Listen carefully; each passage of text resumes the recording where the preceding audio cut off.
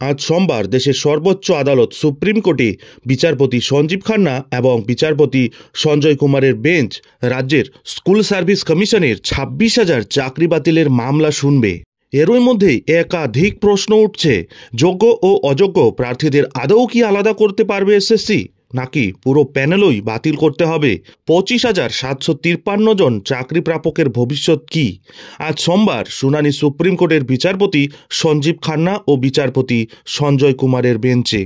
SSC মামলার শুনানির তারিখ দেওয়া হয়েছিল আগেই। এসএসসির 26,000 শিক্ষক শিক্ষিকা এবং শিক্ষাকর্মীদের চাকরি বাতিল মামলার পরবর্তী শুনানি বলা হয়েছিল 10ই ফেব্রুয়ারি। আজ দুপুর 2টোর পর শুনানি হতে চলেছে দেশের সর্বোচ্চ আদালত সুপ্রিম কোর্টে। 10ই ফেব্রুয়ারি শুনানি শেষ করার আশ্বাসও দিয়েছিলেন প্রধান বিচারপতি সঞ্জীব খান্না। গত শুনানিতে আইনজীবী বিকাশ রঞ্জন ভট্টাচার্য নিয়োগের বিভিন্ন দুর্নীতির কথা তুলে ধরেছিলেন। তার সাথে সাথে নতুন করে নিয়োগের পরীক্ষা নেওয়ার দাবিও তুলেছিলেন। বিকাশ রঞ্জন ভট্টাচার্য বলেছিলেন, পরীক্ষায় না বসেই অনেকে চাকরি পেয়েছেন। সন্দেহ থাকলে পুরো প্যানেল বাতিল করেই নতুন করে নিয়োগ করা উচিত। তার অভিযোগ, এটি একটি প্রাতিষ্ঠানিক দুর্নীতি। যদিও নতুন করে নিয়োগের বিষয়টিতে আপাতত একমত নয় সুপ্রিম কোর্ট।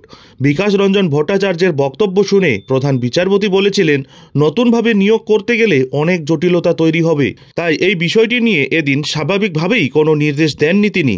আজ সেই মামলার শুনানি হতে চলেছে দেশের সর্বোচ্চ আদালত সুপ্রিম কোর্টে। যদিও এ নিয়ে নবম দশমের চাকরির এক যোগ্য প্রাপক বলেন, আমাদের দাবি যেটা বারবার করে এসেছি, যোগ্য ও অযোগ্য বাছাই হোক।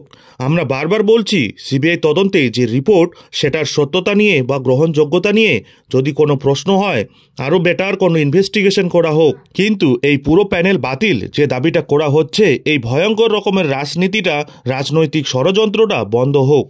প্যানেল বাঁচানোর পক্ষে দাঁড়িয়ে, ন্যায়ের পক্ষে দাঁড়িয়ে যা যা করণীয় সেগুলি করা হোক। 2016 সালের আগে খাতায় লিখে এসএসসি পরীক্ষা হতো, আর সেই খাতা 3 বছর সংরক্ষণ করা হতো। কিন্তু 2016 সালে প্রথমবার ওএমআরে পরীক্ষা হয় এবং 3 বছরের বদলে 1 বছর সংরক্ষণের সিদ্ধান্ত নেওয়া হয়। সেই পরীক্ষায় ওএমআর সিটের অরিজিনাল কপি সংরক্ষণ করে নিয়ে এসএসসি। তাহলে কিসের ভিত্তিতে চাকরি বাতিল মামলায় যোগ্য ও অযোগ্য নির্ধারণ? রাজ্যের এই গুরুত্বপূর্ণ 26,000 চাকরি বাতিল মামলাটি দীর্ঘদিন ধরেই দেশের সর্বোচ্চ আদালত সুপ্রিম কোর্টে ঝুলে রয়েছে। এর আগে শীর্ষ আদালতের একাধিক প্রশ্নের মুখেও পড়তে হয়েছে এসএসসি এবং রাজ্যকে। তখনও শীর্ষ আদালত মূলত যোগ্য এবং অযোগ্য চাকরি প্রাপকদের বাছাই করার উপরেই জোর দিয়েছিল। সম্ভাব্য কোন উপায়ে তা করা যায় সেই ইঙ্গিতও তিনি দিয়ে রেখেছিলেন। তখনই তিনি বলেছিলেন, যোগ্য এবং অযোগ্য বাছাই করা না গেলে পুরো প্যানেলটিই বাতিল করে দিতে হবে। মূলত গত 22 এপ্রিল স্কুল সার্ভিস কমিশনের নিয়োগ দুর্নীতির মামলায় বড় রায় ঘোষণা হয়েছিল কলকাতা হাইকোর্টে। হাইকোর্টের বিচারপতি দেবাংশু বসাক এবং বিচারপতি মোহাম্মদ সরফর রশিদের ডিভিশন বেঞ্চ 2016 সালের পুরো নিয়োগ প্রক্রিয়া বাতিল ঘোষণা করেছিলেন। তার ফলেই চাকরি চলে যায় 25,753 জনের। যারা মেয়াদ উত্তীর্ণ প্যানেলে চাকরি পেয়েছিলেন, যারা সাদা খাতা জমা দিয়ে চাকরি পেয়েছিলেন, তাদের বেতন ফেরত দেওয়ার নির্দেশও দেওয়া হয়।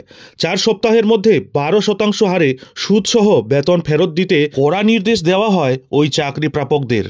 তবে কলকাতা হাইকোর্টের সেই নির্দেশকে চ্যালেঞ্জ করে দেশের সর্বোচ্চ আদালত সুপ্রিম কোর্টে গিয়েছিল রাজ্য সরকার। পৃথকভাবে মামলা করে রাজ্যের শিক্ষা দপ্তর, এসএসসি এবং মধ্যশিক্ষা পর্ষদও। তারপর সুপ্রিম কোর্টে চাকরিহারাদের কয়েকজনও দফায় দফায় মামলা করেন হাইকোর্টের নির্দেশে। গত 7ই মে দেশের সর্বোচ্চ আদালত সুপ্রিম কোর্টের তৎকালীন প্রধান বিচারপতি DY চন্দ্রচূড়ের বেঞ্চ চাকরি বাতিল মামলায় অন্তর্বর্তী স্থগিতাদেশ দেয়। এই ক্ষেত্রে সুপ্রিম কোর্টের তৎকালীন প্রধান বিচারপতির যুক্তি ছিল, যদি যোগ্য এবং অযোগ্য আলাদা করা সম্ভব হয়, তাহলে গোটা প্যানেল বাতিল করা ন্যায্য হবে না।